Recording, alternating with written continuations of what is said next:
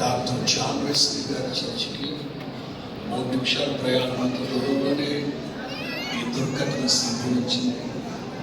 ఈ సమాచారం వినిన వెంటనే నివ్వెరపోయాం, నిర్ఘాంతపోయాం. మనస్సులో అనుకున్నాం, ఇది అబద్ధమై ఉండాలి, వారు జీవించాలని. కానీ ప్రభు యొక్క చిత్తము సంకల్పం ఎవరు మార్చలేదు కనుక ప్రార్థన చేస్తాం.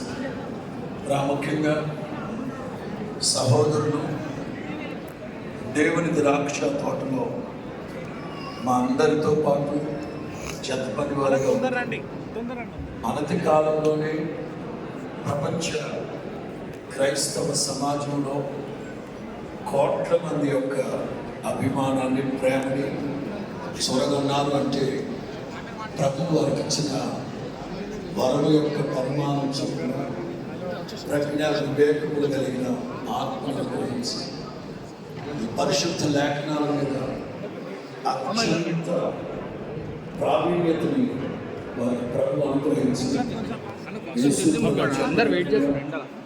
విరోధులు కాదడానికి వీరి కాని వాపుని, జ్ఞానాన్ని వారికి ప్రసాదించి క్రైస్తవ సమాజానికి ఎనలేని సేవలు అందించేది చెప్పడంలో ఏ సందేహం లేదు. ముఖాముఖిగా అయితే వారితో కలవలేదు, కానీ సభలో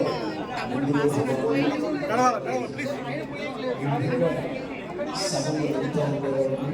అయితే